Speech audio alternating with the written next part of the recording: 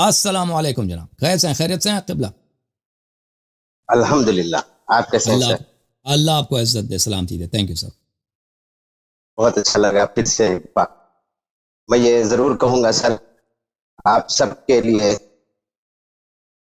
مثال ہے، اسی وجہ سے اچھا میرا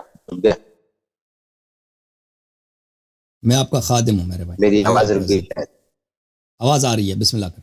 سب آپ سے جلتے ہیں، سب آپ سے جلتے ہیں، بہت سے لوگ جلتے ہیں. اور دوسری بات یہ ہے، الزام لگانے کے پیچھے نہیں پڑتے.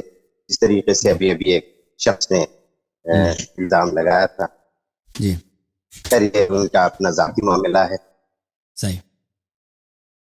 بدر بھائی آواز رک گئی آپ کی، چلے آپ کو واپس لے کے آتے ہیں. میں السلام علیکم بدر بھائی، حکم کریں.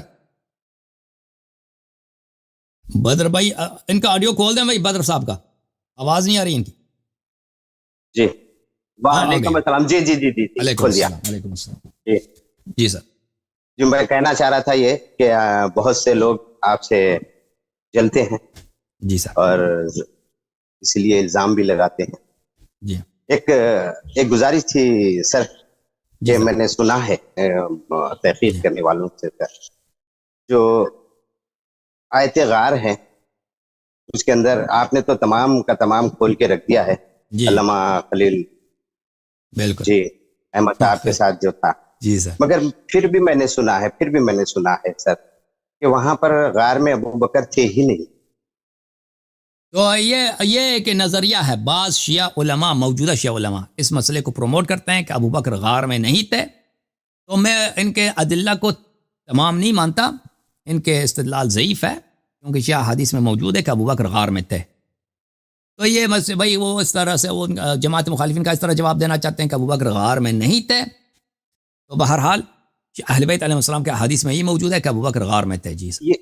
یہ بات بخاری میں لکھی ہوئی ہے سر، وہاں سے تحقیق کرنے والوں نے وہاں سے نکالا ہے. وہ میں کھینچ وہ کھینچ آپ کے کے لیے نکالتے ہیں لایا نا، ہوں. کھینچ کے. بہرحال میں ان کے اس بات بخاری کو نہیں مانتا.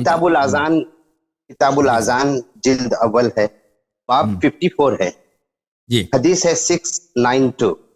جی دوسری حدیث ہے اسی کتاب الاحکام میں ہے، جلد 8 ہے،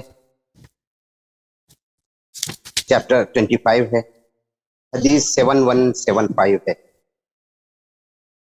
ہجرت سے پہلے سرکار دو عالم صلی اللہ علیہ وسلم کی ہجرت سے پہلے جو لوگوں نے مدینے کی طرف ہجرت کی تھی، ان میں ابو بکر بھی موجود تھے، جو قباء کے مقام تک پہنچ گئے تھے. اور یہ بھی کہا گیا ہے کہ جو غار میں جو شخص ساتھ تھے وہ راستہ بتانے والے تھے سرکار دو عالم صلی اللہ علیہ وسلم. بہرحال یہ جو کہہ رہے ہیں نا، وہ جو آپ نے 692 کا حکم دیا ہے وہ قباء میں حذیفہ جو ان کو نماز پڑھا رہا تھا، سالم مولا حذیفہ ان کو نماز پڑھاتا تھا. تو اس کا مطلب یہ نہیں ہے کہ ابو بکر غار میں نہیں تھے. ہو سکتا ہے ابو بکر راستے میں بچڑ گئے ہوں، ابو بکر آگے جلدی گیا ہو، ٹھیک ہے نا، ابو بکر جلدی پہنچ گیا ہو، یہ ہو سکتا ہے. بہرحال جب یہ استدلال اتنی قوی نہیں ہے کہ ابو بکر غار میں نہیں تھے. حقیقت یہ ہے کہ غار میں جو بھی شخص غار میں تھا، قرآن مجید میں اس کی مذمت ہے، اس کی تعریف نہیں ہے. اور وہ دیکھیں اس کی وجہ یہ ہے کہ جو آئے غار نازل ہوئی ہے یہ مذمت کے لیے نازل ہوئی ہے. یہ کب نازل ہوئی؟ غزوہ تبوک کے وقت، جب صحابہ رسول پاک صلی اللہ علیہ وسلم کی نصرت نہیں کر رہے تھے. تو یہ آئے غار اس لیے نازل ہوئی ہے کہ صحابہ کو بتائیں کہ آپ نے پہلے بھی مدد نہیں کیا تھا غار کے وقت، ہجرت کے وقت. اس وقت ایک ساتھ آدمی تھا جو مخلص نہیں تھا رسول پاک صلی اللہ علیہ وسلم کا، اس کو ہم صحبت کہا گیا، یعنی ساتھ والا آدمی جو تھا وہ مخلص نہیں تھا، اور رسول پاک صلی اللہ علیہ وسلم پہ شک کرنے والا آدمی تھا. اور رسول پاک صلی اللہ علیہ وسلم کے اللہ نے اور ملائکہ نے مدد کی، وہ مددگار نہیں تھا پیغمبر کا، اور اس پہ سکینہ بھی نازل نہیں ہوا. تو یہ مذمت کے آیات ہیں، یہ تعریف کے آیات نہیں ہیں. اگر یہ ابو بکر کی تعریف کے آیت ہوتی تو وہی اسی وقت ہجرت کے وقت نازل ہوتی، اور اس میں تعریف کے الفاظ ہوتے ہیں، جیسے آپ نے خلیل احمد صاحب کے ساتھ دیکھا نا میری گفتگو.